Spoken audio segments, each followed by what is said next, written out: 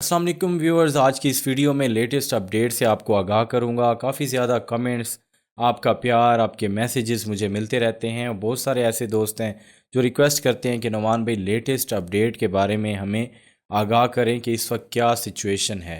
देखिए, मैं तब तक वीडियो नहीं बनाता जब तक मेरे पास कोई अथेंटिक सोर्स से प्रॉपर एक न्यूज़ ना आए जिससे आपको बेनिफिट हो, तब तक मैं वीडियो रिकॉर्ड नहीं करता। इस वीडियो में आपको बताऊंगा फ्रीलांस वीज़ा के बारे में कि उसकी क्या अपडेट है। सेकेंडली, बहुत सारे लोग मुझसे कांटेक्ट कर रहे हैं जिनको विज़िट वीज़ा हर सूरत में चाहिए। उन्होंने ट्रैवल करना है, दुबई में कुछ कमिटमेंट्स हैं, काम है, या किसी भी सिलसिले में वो जाना चाहते हैं।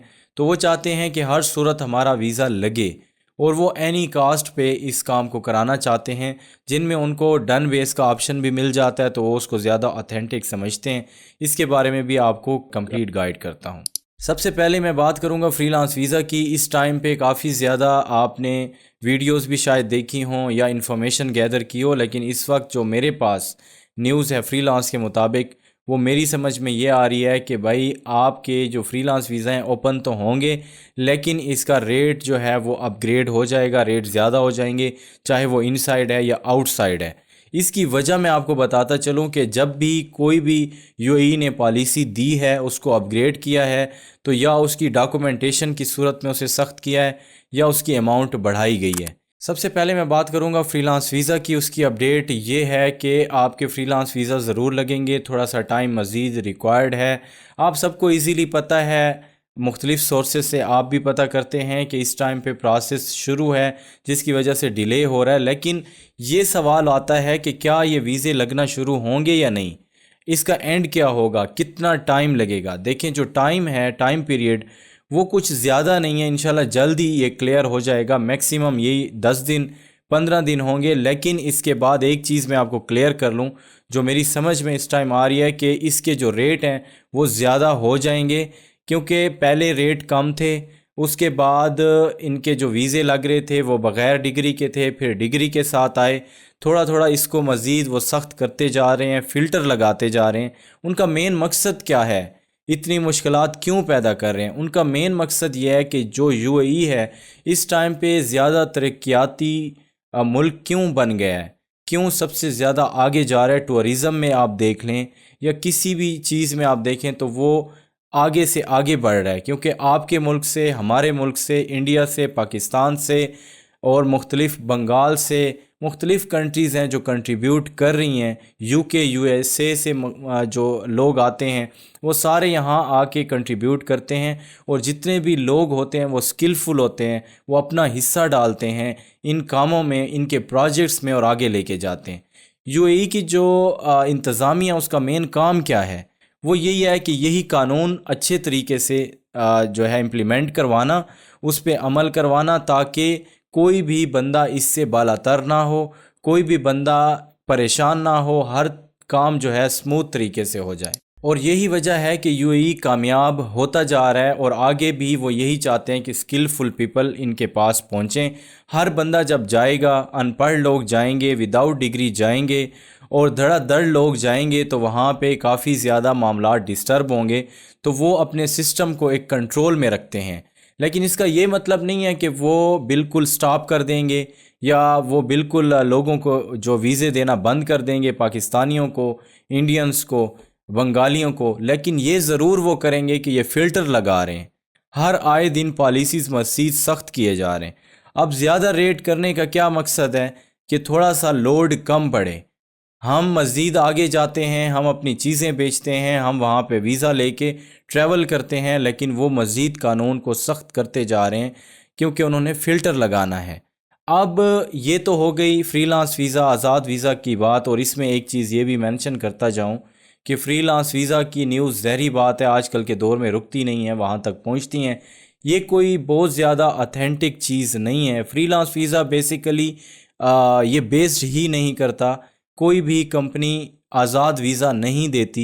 ये कंपनियों के वीज़े होते हैं जो एनओसी आपको दे देते हैं और आप कोई भी काम वहाँ पे कर सकते हैं। तो ये एक जुगाड़, आपको कह दूं कि एक किस्म का जुगाड़ है। तो सख्तियाँ करेंगे तो जुगाड़ जो हैं, जुगाड़ू लोग जो हैं वो ख़त्म होंगे और उनके मामलात बेहतर होंगे। अब आते हैं डन बेस वीज़ा के ऊपर। बहुत सारे ऐसे लोग हैं जिनके ज़रूरी काम हैं, मामलात हैं, मीटिंग्स हैं, और ऐसे लोग हैं जिन्होंने फर्दर आगे कंट्रीज़ में जाना है और उनके इंटरव्यूज़ वगैरह हैं, काफ़ी लोग कांटेक्ट करते हैं, तो वो विज़िट वीज़ा अप्लाई करते हैं इंडिविजुअल पे। मैं पहले भी बता चुका हूँ बहुत सारी वीडियोस में कि रिजेक्शन काफ़ी ज़्यादा है। इंडिविजुअल शारजा पे करेंगे, अबू धाबी पे करेंगे या दुबई पे करेंगे, आपकी रिजेक्शन आएगी। इंडिविजुअल इस टाइम पे वीज़ा प्रोसेस तकरीबन नामुमकिन हो चुका है। ठीक है, शायद ये चीज़ें आगे बेहतर हों और इंशाल्लाह होंगी, लेकिन फ़िल वक्त ये चीज़ कंट्रोल करने के लिए और मामलात को बेहतर करने के लिए उन्होंने इंडिविजुअल के वीज़े जो हैं वो तकरीबन स्टॉप किए हुए हैं। अच्छा, जब विज़िट वीज़ा प्रोसेस नहीं होता तो हम में से बहुत सारे ऐसे लोग हैं वो जज्बाती हैं, वो कहते हैं जी कर दें, देखा जाएगा। फिर जब रिजेक्ट होता है फिर परेशान हो जाते हैं। अच्छा, इसमें फ़ैमिली का इस टाइम कॉन्सेप्ट चल रहा है कि फ़ैमिली वीज़ा लग रहा है। पहले तो ये क्लियर कर दूं कि फ़ैमिली वीज़ा लगता क्यों है। देखें, यूएई जो है दुबई कंप्लीट टूरिज़्म के बेस पे चल रहा है। वहाँ पे दुनिया भर से लोग आते हैं टूर्स के लिए और वहाँ से वो अच्छा खासा जो है बजट वो जनरेट करते हैं और जिसकी मदद से इनकी जो कंट्री है उनमें तरक्याती काम है, उनके मामलात हैं, इसी से चल रहे हैं क्योंकि टूरिज़्म है। देखिए, पाकिस्तान से वो चाहते हैं कि लोग आएँ, टूर करें, यहाँ पे पैसा खर्च करें, घूमें फिरें और वापस जाएं। हम यहाँ से विज़िट वीज़ा लेके वहाँ काम ढूंढना शुरू कर देते हैं, वायलेशन करते हैं। इसीलिए उन्होंने फ़ैमिली का वीज़ा अभी तक कंटिन्यू किया हुआ है कि फ़ैमिली वीज़ा लगेंगे। अब इस वक्त मज़े की बात यह है कि फ़ैमिली वीज़ा भी रिजेक्ट हो रहे हैं। अब उसमें फ़ैमिली वीज़ा रिजेक्ट क्यों हो रहे हैं? मज़ीद इस पे फ़िल्टर लगाया गया कि भाई पहले फ़ैमिली थी तो वो ट्रैवल कर सकते थे लोग, जो भी बहन भाई उनके जो पेरेंट्स हैं या हस्बैंड वाइफ हैं, बच्चे हैं, ट्रैवल कर सकते थे। अब क्या होता है, अब वालदा के साथ, सिस्टर के साथ लोग जो है वीज़ा अप्लाई करते हैं फ़ैमिली बना के।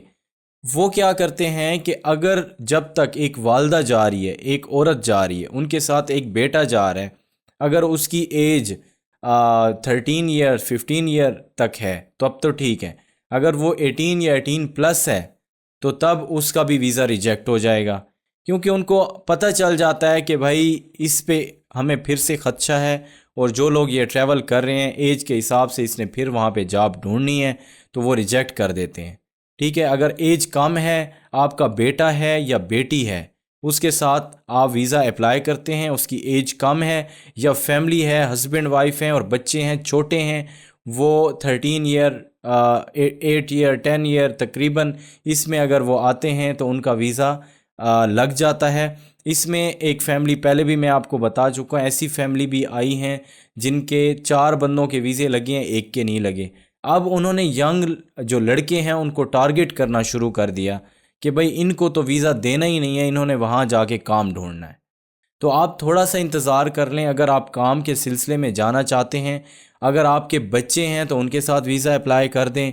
अगर आपकी वालदा हैं, आपकी एज कम है, ट्रैवल इसमें घूमने फिरने के सिलसिले में जाना चाहते हैं, तब तो ठीक है। और अगर आप काम के सिलसिले में जाते हैं और आप चाहते हैं कि वीज़ा लग जाए, बच्चे हैं, किसी भी बच्चे के साथ अप्लाई करें, कम एज का है, आपका वीज़ा तब भी लग जाएगा। लेकिन इस वक्त फिर भी यही कहूँगा कि आप इन चक्रों में ना पड़ें, थोड़ा सा वेट कर लें। और जो डन बेस की बात है, डन बेस तो बिल्कुल है ही नहीं, कोई ऑप्शन ही नहीं है डन बेस का। अगर डन बेस की कहीं पे बात आ जाए तो आप समझ जाएं कि ट्रैवल एजेंट खुद से एक रिस्क लेता है।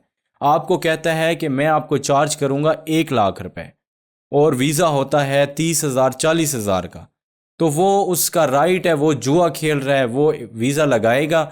अगर वो वीज़ा रिजेक्ट हो जाएगा तो वो जेब से पैसे देगा, तो वो एक जुआ खेल रहा है। इसमें कोई फ्रॉड वाली बात या 2 नंबरी वाली बात नहीं है कि वीज़ा वो आपका लगवा के आपसे लाख रुपए चार्ज कर रहा है। वो आपको अगर 5 लाख रुपए भी कहे तो उसका हक बनता है। आप अगर एग्री होते हैं तो वो ले लेगा, कोई मसला नहीं है, क्योंकि वो एक रेट बता रहे हैं, आप उसको मान रहे हैं। तो डन बेस की बेसिकली कोई भी एक बुनियादी जो एक बात बताऊं कि इसमें कोई बेस नहीं करता कि यूएई ने ऐलान किया हो, उसकी किसी लिस्ट में किसी जगह पे आया हो कि हम डन बेस वीज़ा भी देते हैं, तो ऐसा कुछ भी नहीं है। प्राइवेट कोटाज होते हैं, मुख्तलिफ़ कंपनी को मिलते हैं, उसमें अगर वीज़ा अप्लाई कर देते हैं तो डन बेस कह के वो वीज़ा आपको दे देते हैं और आपको ज़्यादा चार्ज कर लेते हैं। अब नेक्स्ट इस चीज़ पे आते हैं कि अगर आप यूएई नहीं जाते, आपका अभी तक आप डिले है, यूएई के वीज़े नहीं लग रहे और हर सूरत कंट्री से बाहर जाना है, तो उसमें मल्टीपल ऑप्शन है हमारे पास। काफ़ी ज़्यादा कंट्रीज़ हैं जिसमें आप थाईलैंड, मलेशिया, इंडोनेशिया, मेरे काफ़ी दोस्त इंडोनेशिया भी गए हुए हैं, आप वहाँ जा सकते हैं। बहरीन का वीज़ा इस टाइम पे लग रहा है, 1 मंथ का है, 14 डेज़ का है, 1 ईयर का है। इसके साथ सऊदीया का वीज़ा है, वो भी आप अप्लाई कर सकते हैं। इंशाल्लाह मेरी कोशिश है कि आगे मैं इन चीज़ों को एक्सप्लेन करूं, टिकट्स को एक्सप्लेन करूं, वहाँ पे एक्सपेंस को एक्सप्लेन करूं, वहाँ पे आपने जॉब कैसे ढूंढनी है, कौन सी कंट्री में क्या बेनिफिट्स हैं, वो सारी चीज़ें आपके साथ शेयर करने की पूरी कोशिश करेंगे। इंशाल्लाह मिलते हैं नई वीडियोज़ में, तब तक के लिए अल्लाह हाफिज़।